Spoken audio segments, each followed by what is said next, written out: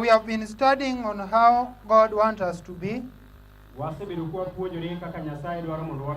and how to build on the foundation that Christ was the foundation, was the chief cornerstone.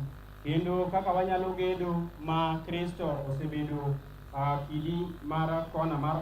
if Christ was our perfect example, we are to be health reformers just like Christ. We as the third Elijah, we know the first Elijah, and we know his diet. The second Elijah, who was John the Baptist, also we knew his diet. The third Elijah cannot be different with the first and the second Elijah. Because we are being told in the book of Matthew, then when second Elijah, who was John the Baptist, was living in the wilderness, what was his diet? It was locust and honey.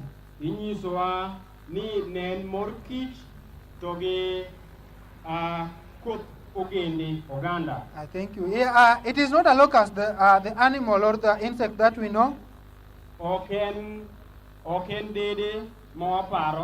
But it is a plant under the class of beans.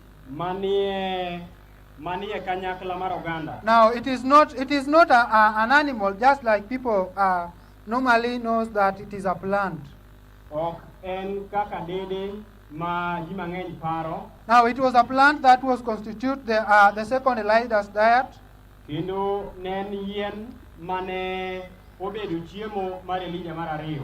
have been studying how God called us to be medical missionaries.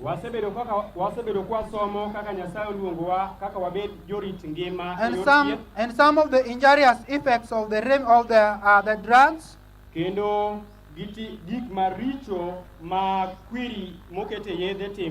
know some people normally use the drugs because they are ignorant of the nature remedies. But it was the will of God so that we may know all these things. Today I would like us to learn more about the remedies, so that if somebody is suffering from malaria, you can know that the remedy you can take to use. But let us not forget this.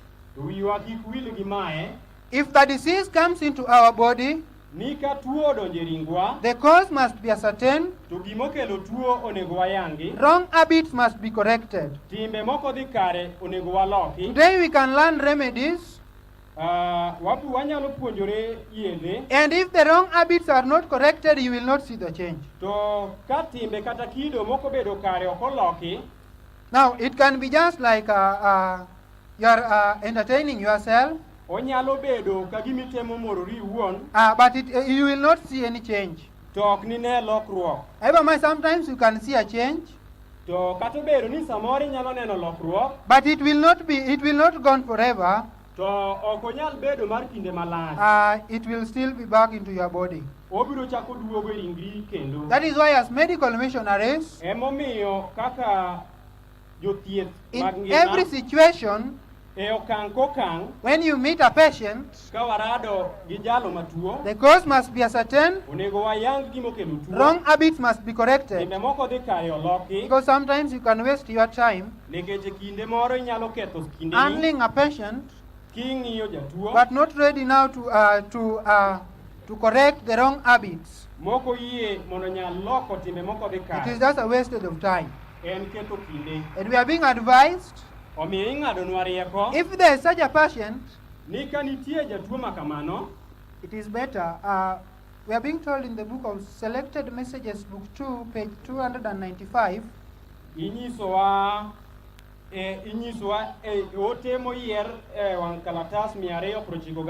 that if any person has refused the health reform otamore loko yor dak mare. Don't waste your time giving that person a remedy, a natural remedy.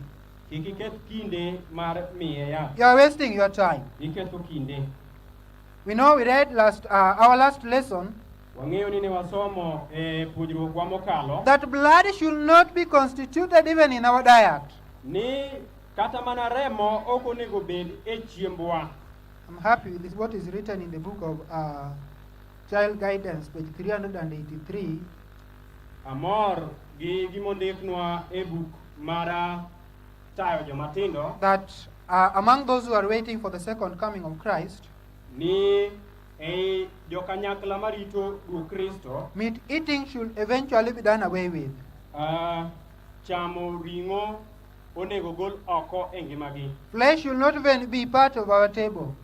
Kendo ring'o ok onego obed e kanyakla mar gik mikete mesa. Because it was the perfect will of God. Nekech ne en dwach Nyasaye makare. I think if we look at the first diet, aparo ni kwang'iyo yor chiemo mokwongo, that was given to our pioneers, or that was given to Adam and Eve in the Garden of Eden, mano mi Adam kod Hawa, that they were to eat the fruits and the grains. ni nonego gicham kothe to golembe. After sin, To bang' richo, God gave man the herbs of the field. In the book of Genesis chapter 3 verse number 18 that we can read. Nyasaye nomiyo dhano gok. The book of Genesis chapter number 3 Chakruok adek, verse number 18. wesne mar 18. The Bible reads, Muma wacho, thorns also and thistles shall it bring forth to thee, enonyagni kuthe kod riekni, and thou shalt eat the herb of the field. kendo inicham alote ma e puodho. God gave man what? Nyasaye nomiyo dhano ang'o? Yes? The herb of the field. Alote mag puothe. Why do you think God gave man this? Iparo nade ni ang'o omiyo Nyasaye nomiyo dhano mano? Why do you think he did not give man this in the Garden of Eden at first when he created them? Iparo nang'o omiyo Nyasaye nokomiyogi ma wasewachono ka nochweyogi e puodho mar Eden? Yes? Why do you think?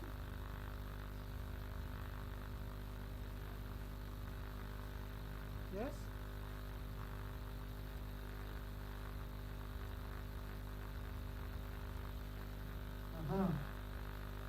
Okay. The book of Psalms chapter 104, Zaburi 104, verse number 14. wesne mar 14. Because man had sinned, Nikech dhano nosepodho and he has been cursed, kendo nosepong'e that he will toil for him to get bread. ni en ochwer loya mondo oyud kuon. Now God gave man the herbs. Nyasaye nomiyo dhano alote. Psalms chapter 104, verse number 14. Zaburi 104 wes 14. The Bible reads, Muma somo, he causeth the grass to grow for the cattle. omiyo lum dongo ne jamni. Now, the grass is for the what? Lum en ne ang'o? Now, he causeth the grass to grow for the cattle, Omiyo lum dongo ne jamni. and herb for the service of man, Kendo alote ni tich ne dhano. that he may bring forth food out of the earth. Mondo mi chiemo nyak ae lowo. Now, what gave man strength to bring even food? Ang'o mamiyo dhano teko mar kelo chiemo? The herbs. Alote. Now, we are being taught what are the sources of protein, or what the energy giving food? Chiemo mamiyo wa teko wayude ang'o? World education normally tells us that it is majorly what? Somo mar piny nyisowa And ni flesh- ng'eny iyudo gi e Flesh lowo. is the only thing that can give us what?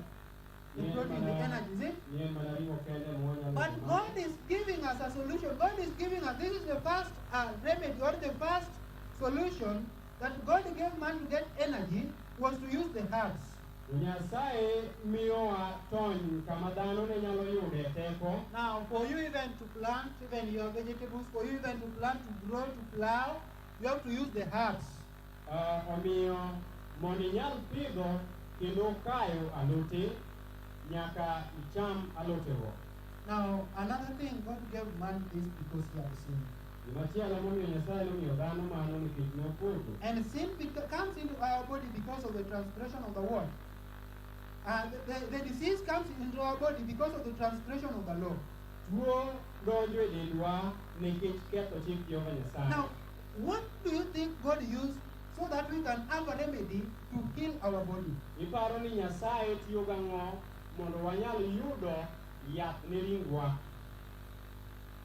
In the book of Ezekiel, chapter 47, verse number 22,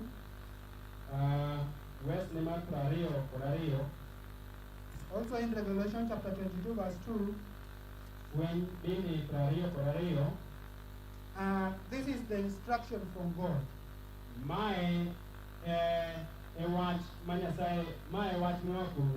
And by the river upon the bank thereof, on this side and on that side, shall grow all trees for meat.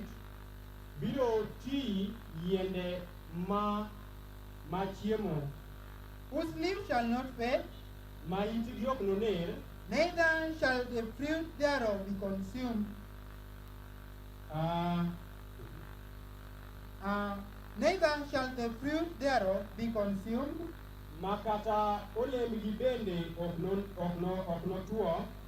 Shall bring forth new fruits according to his months.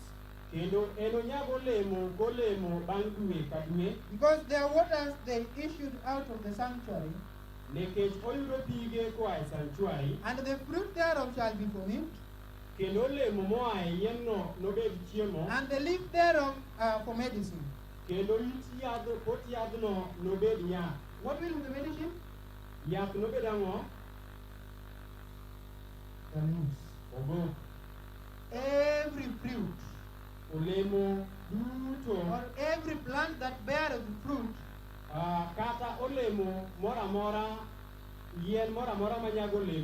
the leaves is a medicine. Examples of the fruits that we know.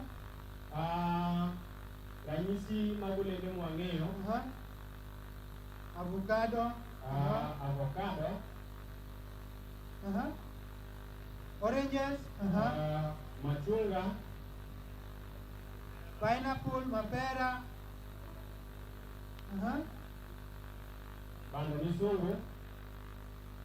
Now, all these plants, the leaves are what? They are herbs, they are medicine. Now, are we still ignorant of that? I would like us now to look at some of the remedies. Because we have learned that some people, if we take that drug, they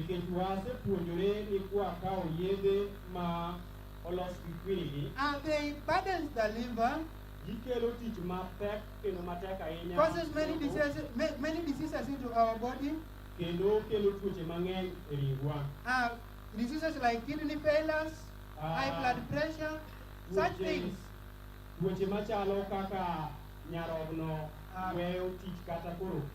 Because we find that there are only two things that cause the disease into our body. If there are a lot of toxins into our body, and the acid, a lot of acid into our body, we will be sick because our body they are trying to free themselves from the disease or from those toxins. Now, it is very necessary for us to know the cause of the disease. I think we will learn some of them. That God, if God allowed us, we will look at some of the remedies that can help us. I think we know all of avocado. We say or we read that the fruit shall be the what? For meat. nobed chiemo, but the leaves, to obokne your medicine. nobed yath. It is very necessary En gima ochuno kabisa because most of us, they are normally busy with the work. And they are normally busy with the fruit. En gima ochuno kabisa nikech ng'enywa gidich mana golemo. Or why do you plant avocado? Koso ang'o miyo inyalo pidho avocado? Why do you think most of the people planted avocado? Iparo nang'o miyo ji mang'eny pidho avocado? The benefit is the what? Is on the what? On the fruit. Berne ni ang'o? But do you think the leaf is also important? To iparo ni ite bende nigi nengo? Do you think even the seed that we normally dispose is also important? To kata mana kodhi ma oito cha bende ing'eyo ni en gi nengo? I normally say that the fruit is important, just like the seed, just like the fruit or whatever we consume. Ajabedo kawachoga ni kodhi bende nigi nengo mana kaka olemo mwachamo. Just like the seeds. Mana kaka kodhi ma wawito bende. Now, I know I did not carry the avocado because I think, is there anyone who does not know avocado? No kating'o avocado nikech nang'eyo ni waduto wang'eyo avocado. Is there anyone who does not know avocado? Koso nitie ng'ama ok ong'eyo avocado? It is very many and it is all over. Ong'eny kendo aneno ka en kamoro amora. Though sometimes in our area maybe they are not being grown because they take a longer time. To di mang'eny yudo ka kuonde ma seche moko wae ok pidhgi nikech gibudho. But some of the areas they normally take a little time and not longer time than other areas. To kuonde moko gikawo kinde matin moloyo kuonde mamoko. Now it needs a lot of care. Omiyo odwaro mondo range maber. Avocado seed is also important.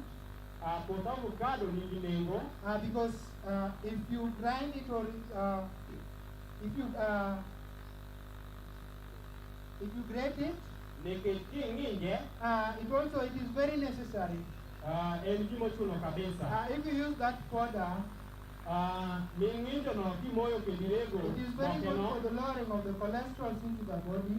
Oduoko gik machokore machalo mo e del. Because we find that a lot of cholesterols are being introduced into our body by the animal products that we normally consume. Nikech gik ma chokore ka modhi gi e del. And that is why most of the people are suffering from high blood pressure. Ikelo gi ring'o emomiyo iyudo ka ji nigi adundo mag gwecho matek. Heart attacks. Kendo gibedo gi The heart problem. mabuok. Now, avocado seed lowers the cholesterol. Kendo wayudo ni koth avocado duoko mano piny. It also fights cancer. Kendo wayudo ni okonyo e cancer. Like leukemia, cancer of the blood. Machalo kaka mar It remo. also helps in the breast cancer. It is also good for that. Kendo okonyo e cancer bende mar thuno. And also the prostate cancer. It is also good for. Kendo mano mamako mifuko. Avocado seed also, it is also good for the kidney dysfunctions or dysfunctions. Wayudo ni ober bende ne nyarogno. It is also good, that powder is also good. Kendo moke no ber And ahinya. also even the leaves also helps in the kidney problems. Kendo iteno obokne no bende konyo e tuoche kata chandruok mag adundo mag nyarogno. It also helps in the hormone balancing. Kendo okonyo e loso keto kare gik mamiyo ng'ato dende tiyo maber. Now it is so beneficial. Kendo en gima nigi nengo kabisa. It is also helps in pressure, as we say that it can help to reduce the cholesterol. Kendo okonyo e adundo magwecho matek. Now avocado seed is very necessary. Omiyo koth avocado nigi nengo kabisa. Also the leaves is also necessary. Kendo obokne bende nigi nengo kabisa. Normally you see the leaves there for the hair. And also that avocado, the way it is the fruit, Kendo ite bende wabedo kwatiyogo e chandruok mag yie wich. it also helps in the hair problems. Kendo okonyo e chandruok mag yie wich. Even dandruff it is also good for.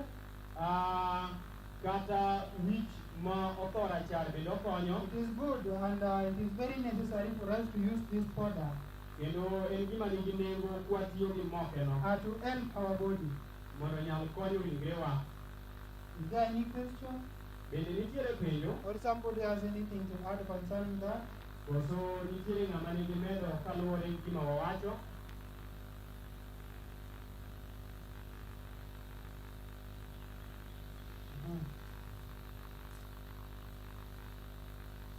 I would like us to see this. Agombo mondo wane ma. How do we call this? Ere kaka waluongo ma? This blackjack. Ma en anyiego. What do you normally do with it? Ang'o ma watimo kode? Watiyo kode a lot. It is a very sweet vegetable. En a lot mamit kabisa. It is very sweet. Omit kabisa. How many have tasted it? Yadimo se onje. Yeah, I can see. Aneno joma If it is well prepared, kotede yo makare. it is very good. This is a remedy, and it is also a vegetable. Ober kabisa nikech en alot kendo en yath. Many people are struggling for them to get even vegetable, Ji mang'eny chandore mondo giyud kata mana alot. but they normally flush it out. To gisebedo ka gibete oko. Unakata mbona. To pare ni kata ing'ado alot. Now, it is very necessary for us to know this, En gima nigi nengo kabisa mondo wanyal ng'eyo mae. because blackjack is very necessary and it also helps into our body.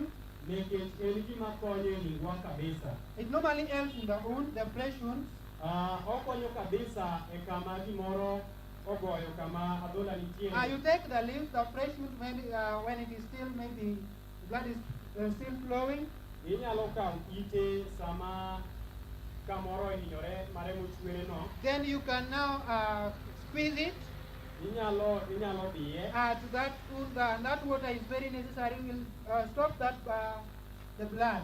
Inyalo diye to gima ndong' kanyo no en nigi nengo kabisa, obiro miyo remo chung'. And it is very necessary.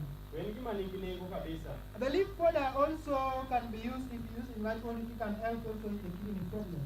Kendo ite bende koloke mogo to konyo e weche mag nyarogno. It is very good. That is why you find many, there are many remedies that help in the kidney. Kendo wafwenyo ni nitiere yedhe mang'eny makonyo e weche mag nyarogno. But if there is kidney failure, where do we normally go to? To seche ma wan gi chandruok mar adundo wajadhiga kanye? To go and injure our body again, to go and remove the kidney. Mara dhi kendo ketho dendwa kendo wagolo nyarogno koro oko. But we have just left the remedy into our compound. Pare ni nyaka iwe mana pacho. Wasting a lot of money buying. How much do you think this one has cost us even to bring it here? Iparo ni gini okawa sendi maromo nade mondo wakele ka? How much? Iparo ni okawa pesa di? Somebody is coming from Kaseria, is going to Rongo. Ng'ato wuok Kasere kadhi Rongo. And if you have a kidney problem, sometimes walking is somehow difficult.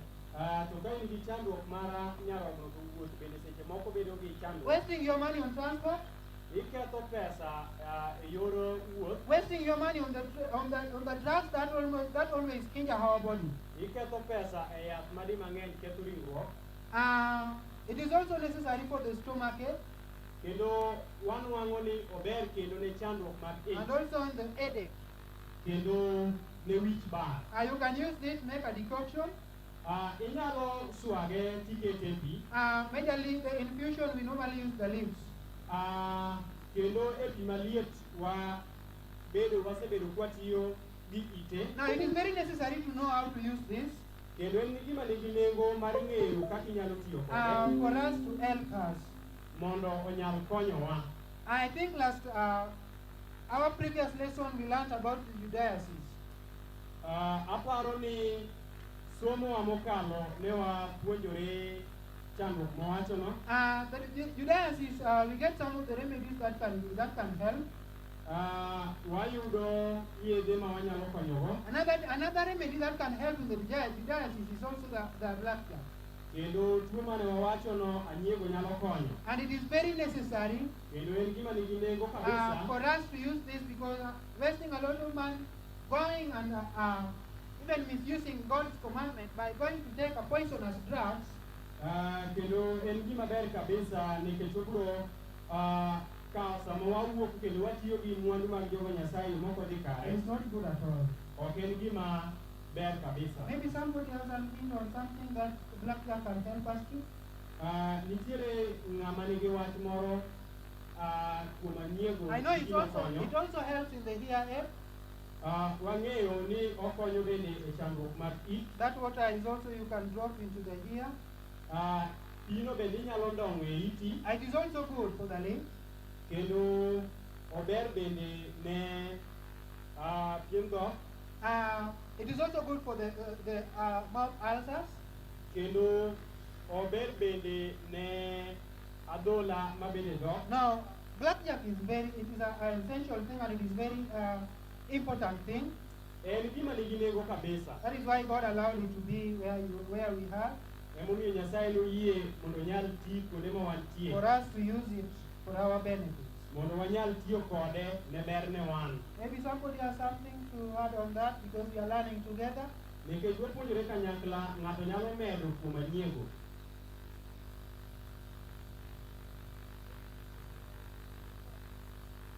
Oh yeah.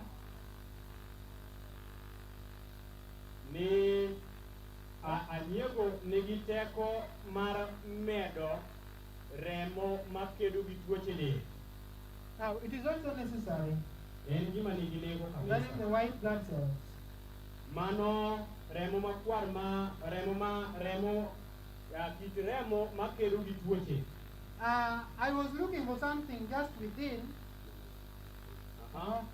Nang'iyo gimoro bende kotenore gi wachno. You can see somebody.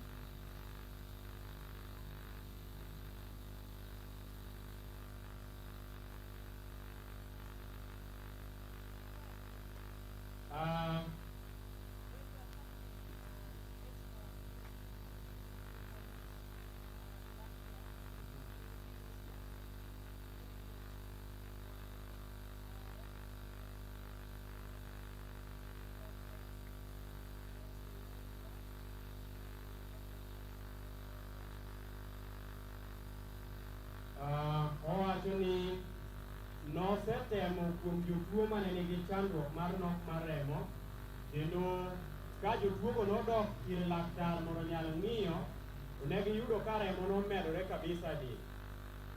Koro owacho ni en gi neno moromo e wachno.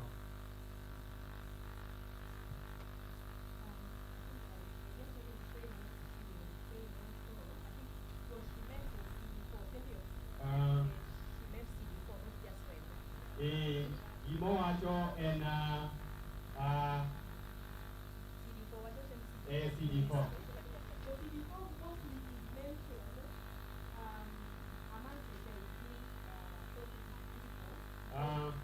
CD4 ni osebed kiwache mang'eny ne jogo manigi tuo mar ayaki.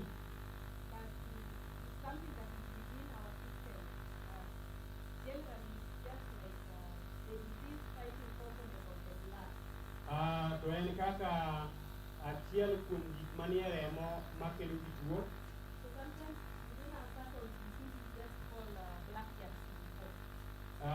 Emomiyo seche moko wanyalo luongo anyiego kamano.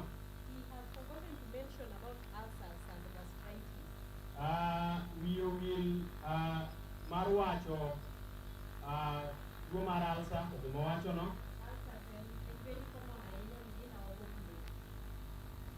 Kendo en gima thothne go kabisa. As he was mentioning it, I have just learned that he also goes for prostate. Kendo wachak wayudo ni okonyo e prostate.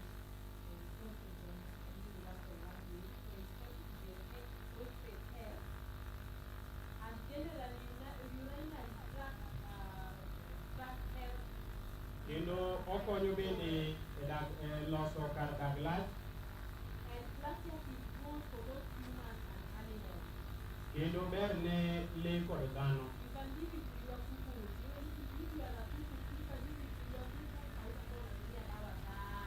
Inyalo miye ne gwen kendo ok ibi tiyo gi yath mang'eny. inyalo mede e chiemo ka chiemo mimiyo jambi. So it looks like a small thing and very easy to know, but it's very limited then. Oneno ka gima tin mwanyalo kala kamano to en gima nigi gik mang'eny madwarore e del. Thank you. Thank you. Erokamano.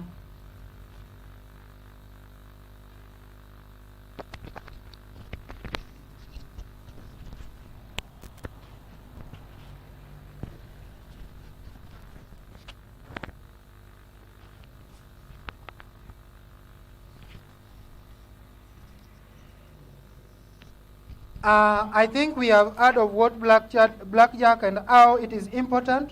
Aparo ni wasewinjo kuom anyiego kendo gik motimo e del. And not only that, it works a lot. Kendo wafwenyo ni okonyo mang'eny. May the Lord help us to learn more, Mad Nyasaye konyowa mondo wapuonjre mang'eny. so that we may know more about blackjack. Mondo wanyal ng'eyo matut kuom anyiego. I like us also to study on this. Gombo mondo wapuonjre kuom ma bende. Somebody has a question or a... Uh-huh.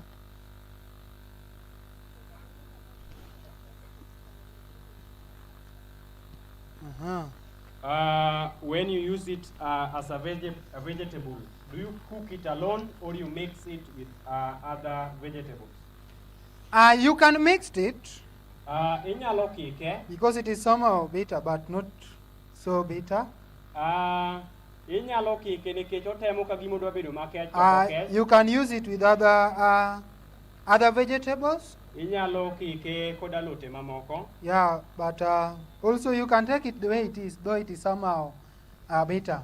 Kata inyalo chame kendi owuon. But bitter herbs are also medicines.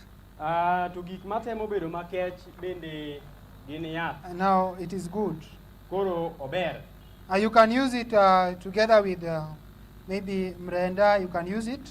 Inyalo kike kod apop. Or even, yes? Yeah, also cowpeas. Inyalo You kike can use kod such. Kunde. Bo. Now, it is sweet. Omit. Any question? Penjo machielo.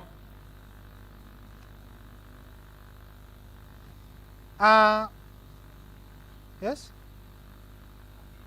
Yes, addition?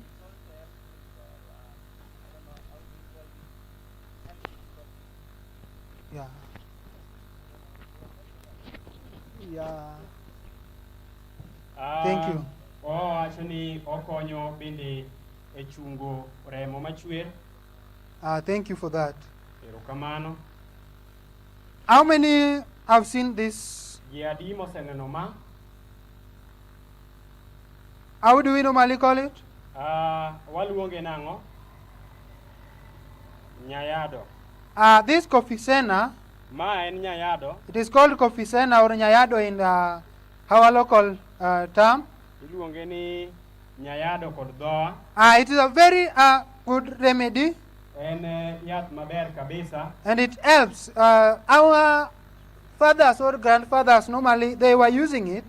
Kendo kwerewa ne tiyo kode. And I was amazed in some areas whereby I went. The important remedies, they normally tell me it is for the animals, for the cattle.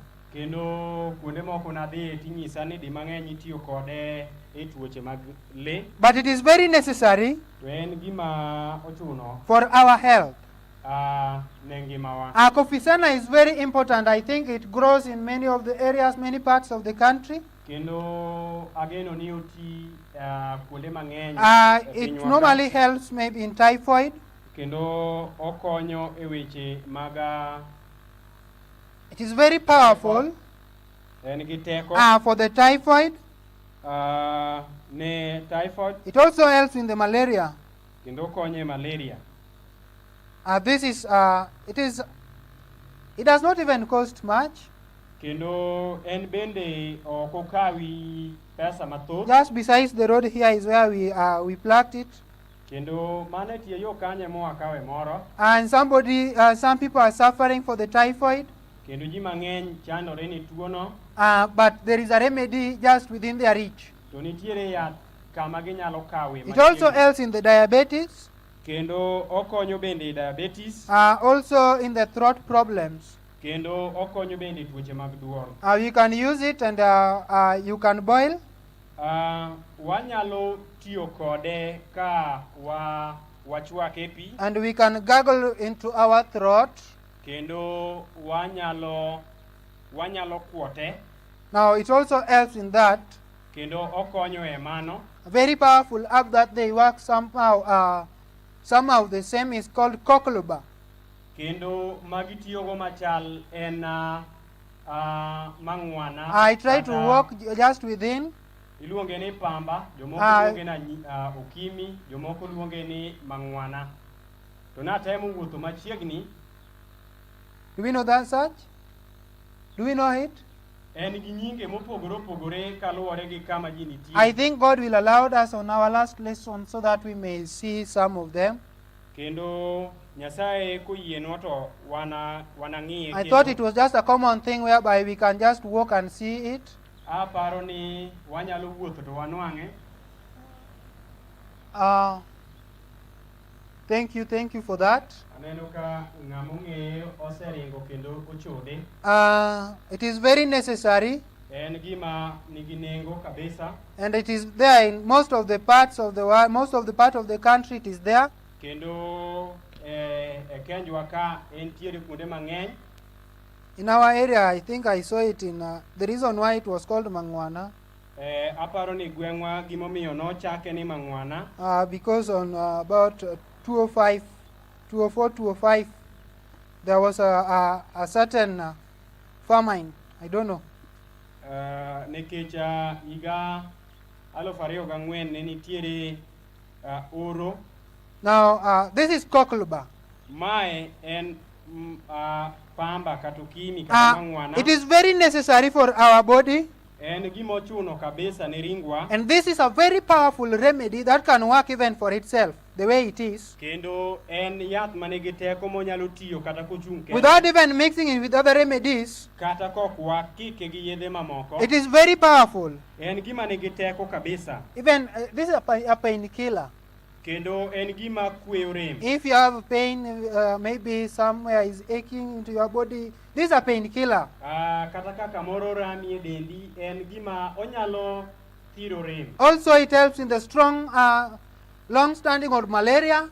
Kendo malaria bende masiko kachando. Somebody has suffered from malaria whereby you cannot even walk. Maybe, there are strong malaria. Ing'eyo ni nitiere malaria maseche moko goyo ji kabisa. And it helps if you use the roots and the stem. Kendo okonyo kuatiyo gi tiendene. Though it is not bitter. To en bende oko. Very friendly. En gima osiep kabisa. And we can use it. Kendo wanyalo tiyo kode. Now we can use this the infusion we can use for the arthritis and TB. Kendo kwa bole pi maliet to wanyalo tiyo kode ne chonge mamuodore. It is very necessary as medical missionaries so that we may know all these things. Kaka jothieth mag Nyasaye onego wang'e weche machalo kod ma. It also helps in the women problems like even after birth expelling the helps in the uterus. It is good. Kendo okonyo bende tuoche mag the umbilical cord. For the umbilical cord, it is also good. Mara loso mifuko. It is very good for even diseases like the lumbago, such diseases. Kendo konyo e tuoche mowachogo. And also in the itching, the skin, if your skin is itching. Kendo del mararni. We can use you can squeeze and use this water, the watery, that, how do we call it? The juice. Kendo piendel mararni bende inyalo bi. And we use it and it helps. Kendo wasitiyo kode kendo okonyo. It is very necessary. En gima nigi nengo ahinya. I think it has some seeds. How many have seen the seeds? Ji adi moseneno kothe. The seeds also is very good. Kendo kothe bende nigi nengo. For the bladder problems. For the kidney. Ne mifuko mag nyarogno. It is also good for such. Kendo ober ne gik machalo kamago. We can use normally the doses. To kakitiyo kode. This we can boil.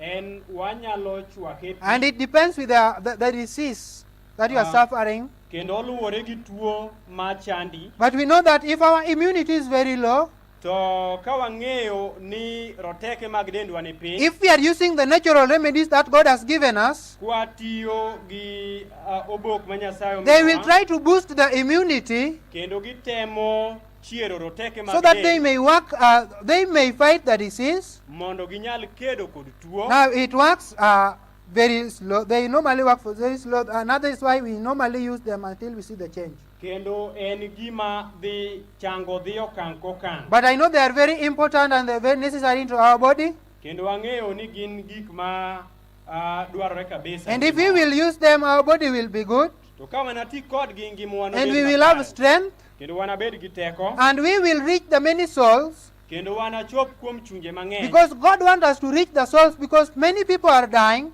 Nikech Nyasaye dwaro mondo wachop kuom chunje. And even ministers are suffering. Kata mana jotich bende chandore. It is upon us to use these natural remedies Koro en migawowa mondo wanyal tiyo kodgi. so that they may help. Mondo ginyal konyo. Is there anybody with anything to say on maybe on Ongo'La and Kofisena? Ka nitiere ng'ama nigi wach monyalo wacho kuom pamba.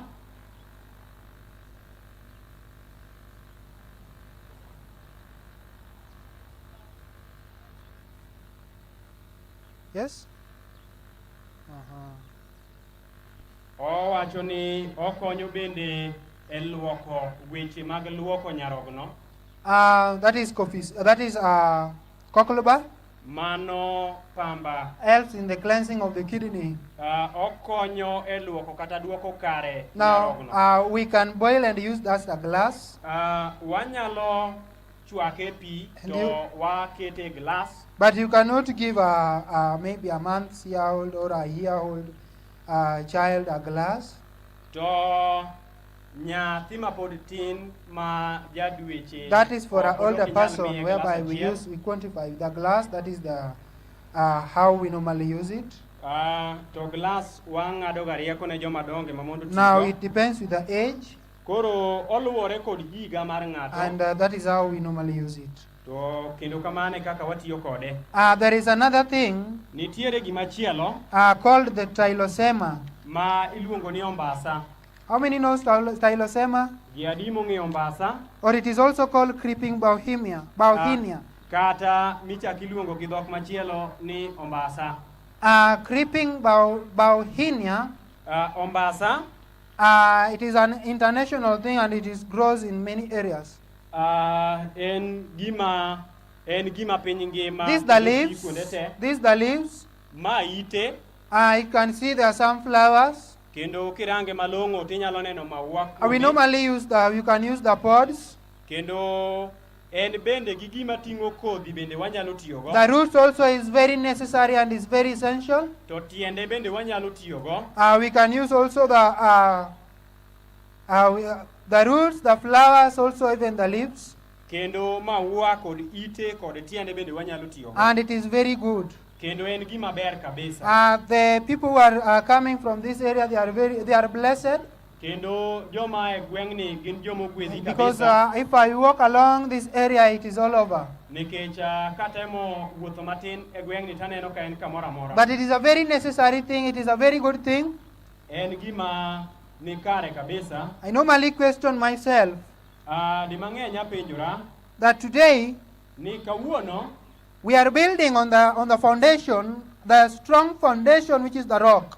wagedo e mise motegno ma en lwanda. But if you see the rock, or if you see the people of God today, calling them the people of God, To kwang'iyo kawuono jogo maluongore ni joge Nyasaye. who are saying that they are Christians, mawacho ni gin joma Kristo. building on the new foundation. Magedo e mise manyien. Just a question. To penjo manyalo penjo. If somebody today may say that, me, I cannot use these things. Ka ng'ato nyalo wacho kawuono ni an ok anyal tiyo gi gigi. We ni mganga, ukiwa unatumia hizi matawi we ni mganga.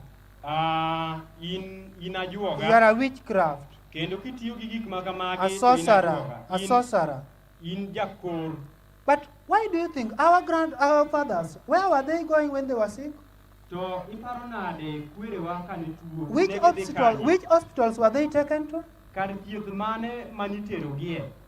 I think one day when I was studying with my grandfather, Aparo ni odiochieng' moro kanatwak gi kwarwa. he told me that when they were sick, No nyisa ni kane wabedo matuo. he only takes some of they call a data or a tonka, Negi kao gimachalo.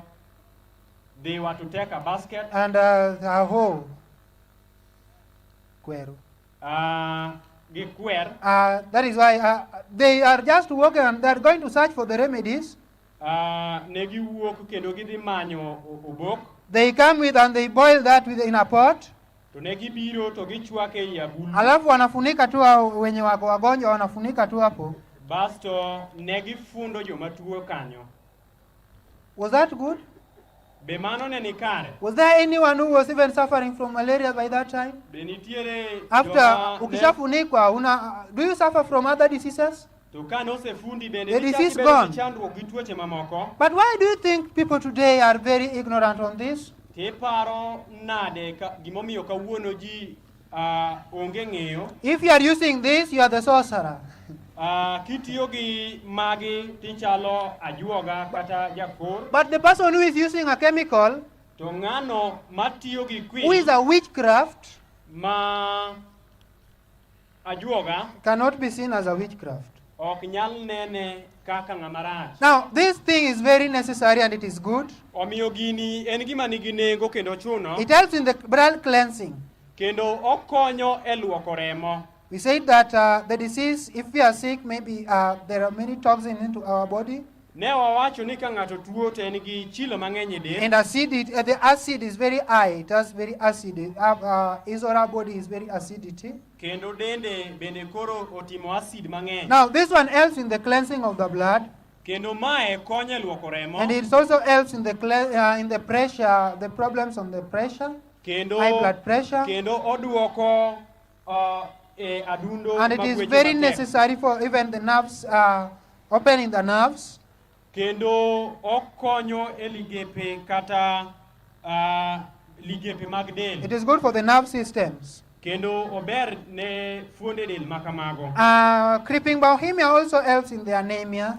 Kendo ombasa bende konyo e joma nigi tuo mar nok mar remo. I think as medical missionary we should be writing these things so that they may be on us, Kendo aparo ni gigi onego wandikgi mondo gikonyo. so that it may help us wherever we are. Mondo ginyal konyowa kama nade ma wantie. Now it also, if you use the flower and the roots, Kwa tiyo gi maua kod tiende. it also helps in the impotence. Kendo okonyo e weche mag nyuol. I think we know what impotence is. Ageno ni wang'eyo gima weche mag kata weche mag nyodo. I think we did not find time so that we may talk about this because many people are crying on this. To nok wayudo kinde mar lose magi. Because things that may be low as the impotence are very many today. That is why many people are crying. Kendo weche ma thiro weche mag nyuol bedo mang'eny. Just like poor cooking also can cause that. Kendo tedo e yo moko dhi kare bende nyalo kelo mano. Even ugali ambayo haijaiva inaweza leta hata hiyo pia. Kendo kuon moko chiek maber nyalo kelo chandruok ne weche mag nyodo. Now poor cooking has made many to go into the grave. Kendo tedo moko dhi kare osemiyo ji mang'eny osenindo. Even frying also, deep frying also has brought a lot of that. Kendo wang'o mo kata chielo mo e sufria bosemiyo chandruok machalo koda mago. That is why we say that competing is not for the cookery or such things, so for that to be taught. Emomiyo But we will find time so that we may talk about that if God allowed us. Ka Nyasaye oyienwa to wanayud kinde mar lose mago. So that because many people are dying because of poor cooking. Nikech ji mang'eny wito ngimagi kokalo kuom tedo moko dhi e yo makare. Deep frying things like chips, things like mandazi also interferes with our health. Kendo tedo e momol mang'eny machalo kaka chips kod mandas gi mamoko. And not only that, the oil also we normally use also interferes with our health. Ok mano kende to kata mana mo mwatiyogo bende hinyo ngimawa kabisa. But God wants us now to go into the old paths. To Nyasaye dwaro mondo wadhi e yor modhi mabeyo. So that our body may be healthier. Mondo dendwa onyal bedo gi ngima makare. So that if you are learning all these remedies, we may know. Omiyo kwa puonjore weche kata weche mag obok gi wanyal ng'eyo. If we have studied about how to reduce the cholesterols, kawa puonjore weche mag duoko chien modhi mokunore del by using the natural remedies, kokalo kuom obok ma Nyasaye ochiwo. May the Lord help us to put this into practice. Mad Nyasaye konywa mondo wanyal ketogi e tim. Now, the flower and the roots of the creeping Bohemia orta ilosema Kendo ne wayudo ni maua kod tie ombasa gi normally helps in the impotence. Kendo ne wafwenyo ni konyo e weche mag nyodo. I think we will also look at the holy basil also. Ne wabiro ng'iyo kuom omieny. It is also good for that. Kendo omieny bende ber ne mano. We will also see, I think if God give us time, we will also look at some of the things that we can use, maybe if somebody has a problem of the impotence. Kendo kwa yudo kinde to wana lose weche machalo koda mano. The flower also helps in the Judaism. Kendo maua bende konye tuo mowachono. Now, it is very necessary and it is very healthy. It is a good thing. En gima nigi nengo kabisa. The pods also we can use as beverage. Kendo gima ting'o kothe cha bende wanyalo tiyogo e loso chae. That seed is also good for the beverage. Kendo kothe no bende nigi nengo. We can use cook, even we can use a tea. We can tunaweza pika tea.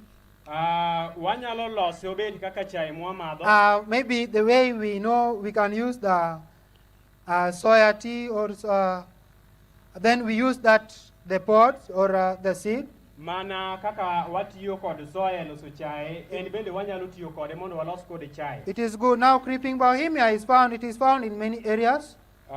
Kendo mbasa iyudo kuonde mang'eny. And it is very necessary. To en gima nigi nengo kabisa. I think we have some powder. Ageno ni wan gi moko moselok mogo. If you can inquire, you can see, and they are there. Kenyalo dwaro to gintie kacha. It is very necessary also to know more about something that we normally step on called Ongo'La. Kendo en gima nigi nengo kabisa mondo wanyal yango gima di mang'eny wanyono miluongo ni Ongo'La. Is there anyone who does not go Ongo'La? Nitie ng'amoko yango Ongo'La. This is the Ongo'La. It looks like the what in the body? To mae en to chalo kod ang'o e del. Yes? The brain? Moko wacho ni ochalo kod obo. Another thing? Moko wacho ni ochalo gadundo. Moko wacho ni ochalo gobwongo. The kidney? Wacho ni ochalo gi nyarogno.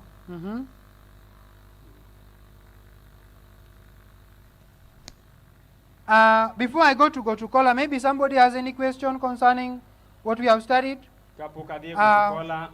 Maybe something addition on the creeping Bohemia? Mombasa. Yes? It is? Yeah, it is antiviral. Ni okedo gi virus. Yeah.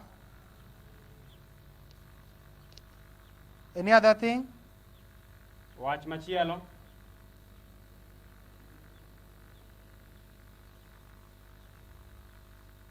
I said that we can use the roots. Na wacho ni wanyalo tiyo gi tiende. We can use the flowers. Wanyalo tiyo gi maua. We can use also the leaves. Wanyalo tiyo kod obokne. And even the pods we can also use. To kata mana pote matingo kodhi bende wanyalo tiyo. The root we majorly make infusion. To tiende di mang'eny The root, the leaves we normally make infusion. To ite di mang'eny warudo e pi maliet. But the root, To tiende we normally boil, or we make the decoction. to tiende di mang'eny wachwako. And we can use it, it depends with the disease. To watiyo kode kaluwore gi tuo. It is also good, I said, for the blood cleanse. Na wacho ni ober e weche mag luoko remo. But it is not bitter, just like I normally remind. It is a very good, and it is.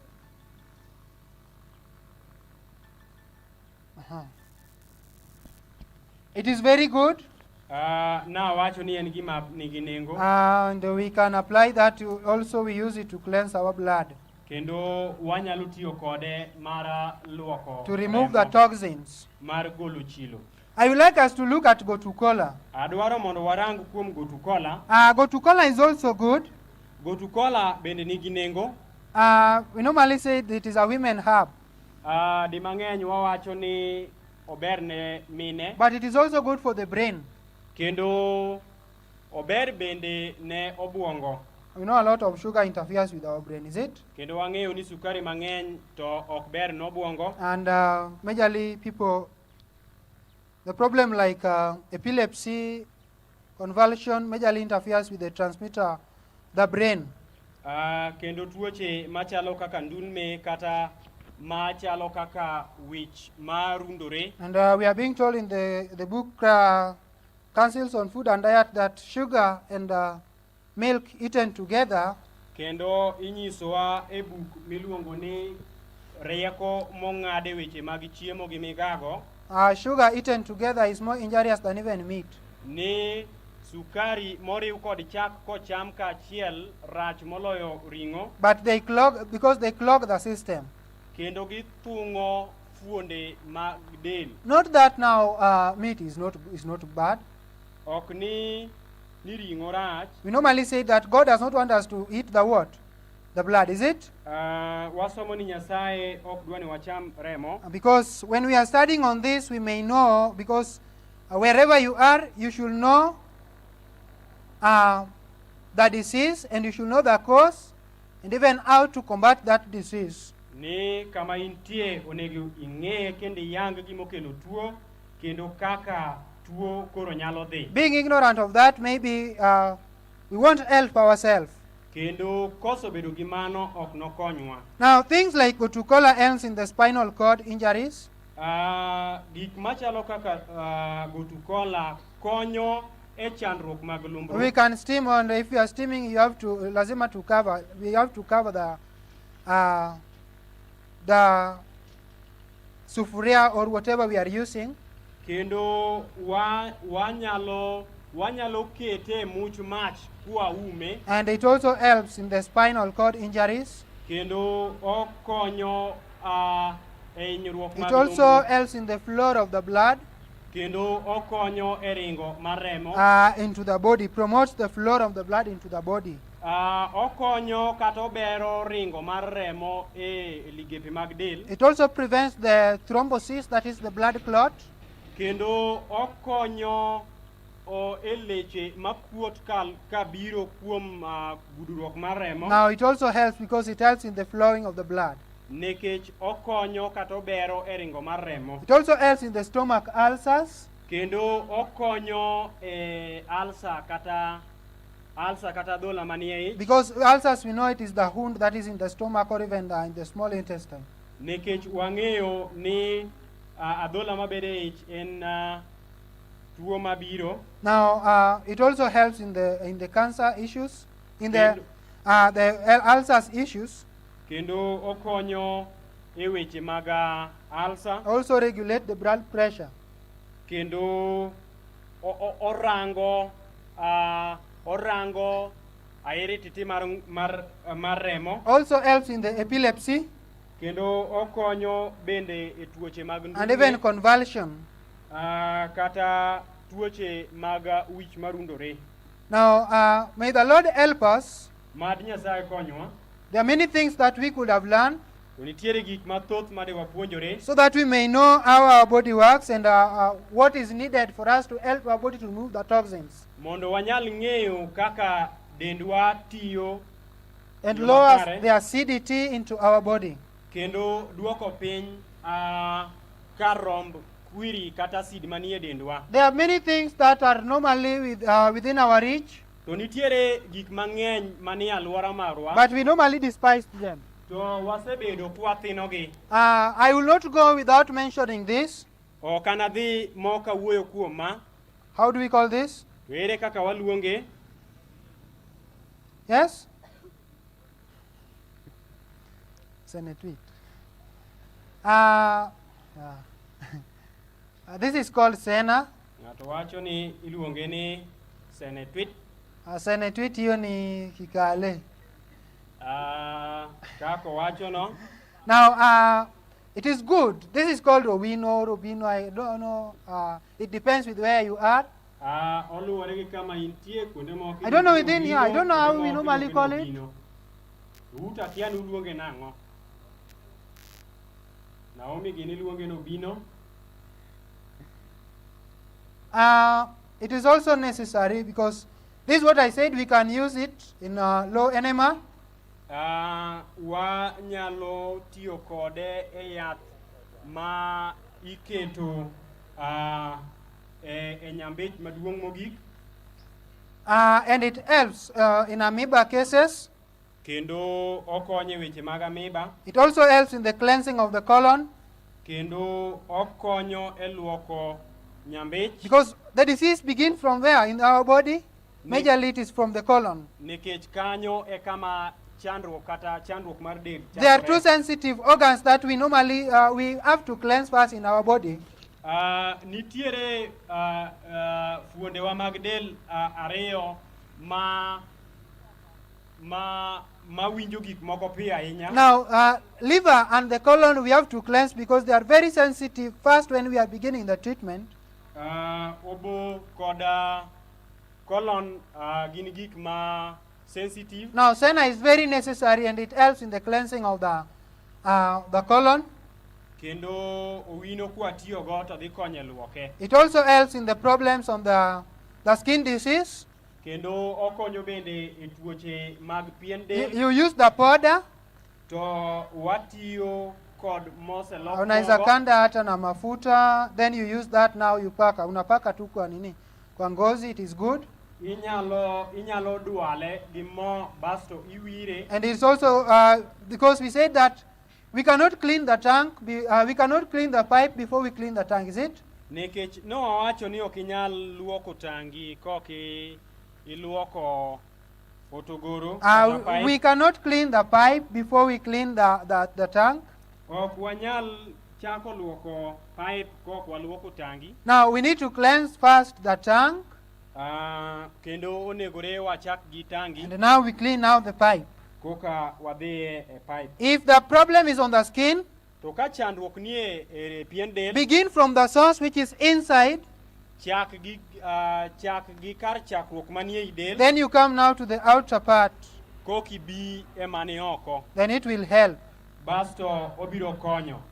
It also helps in the. I said it also helps in amoeba. Ne wayudo ni okonyo weche mag amoeba. Also in the removal of the intestinal walls, the worms. Kendo okonyo e kute otemo ogolo kute madake nyambich madongo gi matindo. If we have done the deworming, we have dewormed ourselves. To kendo kwa tiyo kode to nyiso ni wagolo kute. For them to be expelled, we can use Sena to expel them out. To mar golo gi oko chuthe del wanyalo tiyo gi owino. Now may the Lord help us as we will be still studying on this. Mad Nyasaye konywa kwa biro bedo kwa somo mang'eny kuome. We have many things because of time we won't continue with them. To kaluwore gi sa to ok wanadhi nyime. Things like conceal. Gigo machalo kaka wino mar bando. Very necessary. En gima nigi nengo ahinya. Maybe somebody has a question or addition before we finish, before we pray. Dibe ni ng'ato nigi penjo kata medo kapok watieko.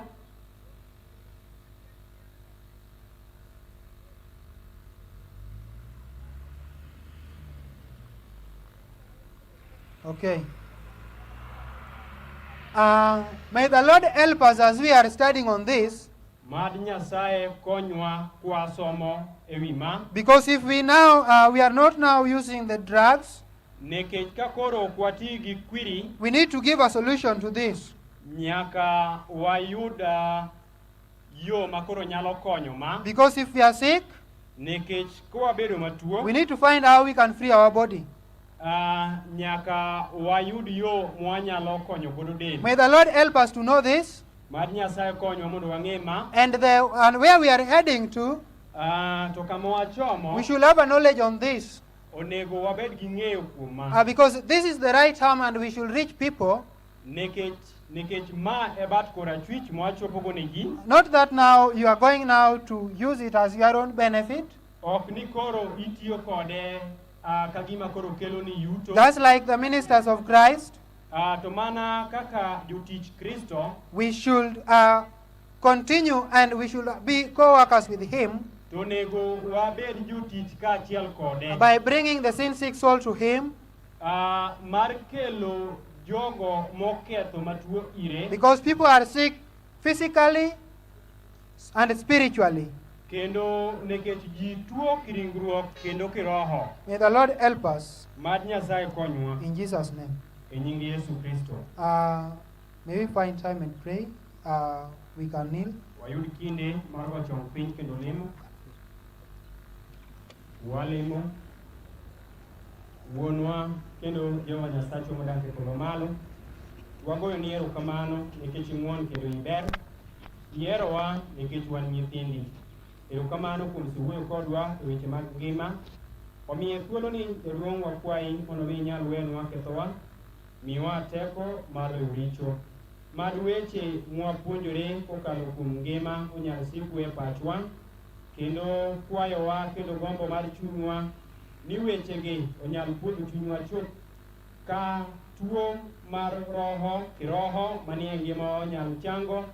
Kendo ka jowetewa bende machandore kendo manigi rem jaduong' wakwayi mondo gin bende inyal lochonegi.